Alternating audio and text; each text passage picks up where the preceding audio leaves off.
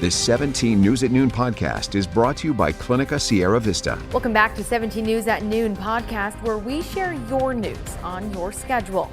Good afternoon. Thanks for joining us. I'm Maddie Jansen, and today for Nicole Gitsky, we are watching the French fire this afternoon. It's growing rapidly west of Lake Isabella. Let's take a look at the latest headlines. This is the fire that broke out Wednesday afternoon near the corner of Waggy Flat Road and Sawmill Road.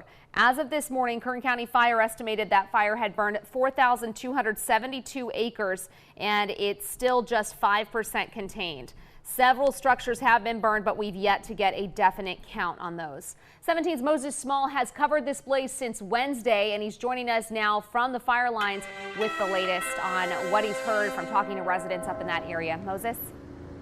Maddie, good afternoon. We were looking at blackened hillsides and thick plumes of smoke turning the sky gray as the French fire showed no signs of slowing down.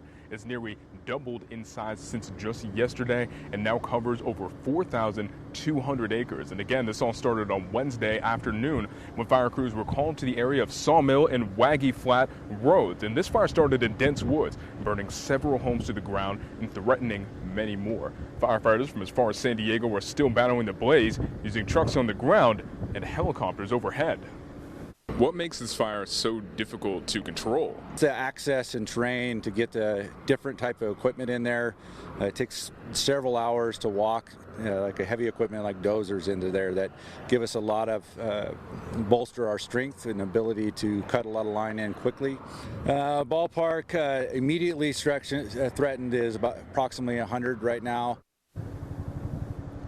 The community of Sawmill evacuated Wednesday. First responders gave new evacuation warnings yesterday near Wofford Heights and from Rancheria Road east to Wofford Boulevard. And again, we have a new evacuation warning today. At this time, it is in Keysville, south from the intersection of Black Gulch Road and Forest Route 26 South 06 and east to Highway 155. And again, this path of construction is continuing as this fire is growing rapidly. The Kern County Fire Department says it is just 5% contained at this time. We'll have even more updates for you coming up tonight on 17 News at 5.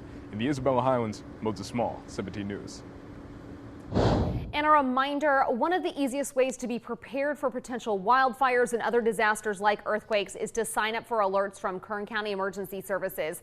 Just go to readykern.com. There you can look up recent incidents and sign up to receive text alerts directly to your phone. And you don't need us to tell you this, but the French fire is contributing to the smoky conditions here in the valley.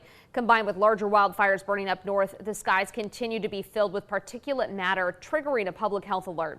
The Valley Air Pollution Control District issued the warning Monday, saying it will stay in place until the smoke clears. People, especially those with respiratory conditions, are being urged to stay indoors and reduce exposure to particulate matter emissions. Making news around the world, President Joe Biden is pledging to Americans still trapped in Afghanistan, "We will get you home." Biden's comments at a White House news conference today come as the U.S. government struggles to ramp up a massive airlift, clearing Americans and other foreigners and vulnerable Afghans through the Kabul airport, rescuing them from a Taliban takeover of the country. Two U.S. officials told NBC News on Friday that no flights had departed Kabul in at least 8 hours. Qatar, where the U.S. was bringing thousands of people in recent days, has recently reached capacity, and the U.S. is working with allies to find other locations in Europe and in the U.S. Central Command region to send the planes. Biden said after a pause, evacuation flights have resumed out of Kabul. Biden is facing criticism for a chaotic and often violent scene outside the airport as crowds struggle to reach safety inside. Meantime, today we learned of another 2 people who have died from COVID-19 and another 431 people who've tested positive. The update coming from our local health department. Since the beginning of the pandemic, we've lost 1,445 lives to this virus. By our count, at least 76 of those deaths were people who lost their lives after vaccines became available to everyone 12 and older. Meantime, more people are being admitted into the hospitals. 214 people are in local hospitals being treated for COVID-19. 45 in the ICU. Our hospitals have not been this full since late February. Clinica Sierra Vista is now offering rapid COVID-19 testing and COVID-19 vaccinations. Call 833-278-4584 to make your appointment. But don't delay. Clinica Sierra Vista, putting patients first. Kern County Supervisor Leticia Perez has confirmed to 17 News that she intends to run for the state assembly seat currently held by fellow Democrat Rudy Salas. Speculation about Salas's future has focused on the 21st congressional district seat held by Republican David Valadao. And in fact, he just told our 17's Robert Price that he intends to make a decision on whether to run for that seat in the next few weeks.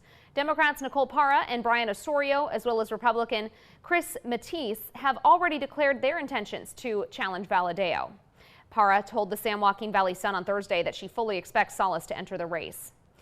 Perez has represented the 5th supervisorial district since 2012. Perez's current term on the Board of Supervisors doesn't expire until 2024, so any vacancy occurring before that time would be filled by the governor.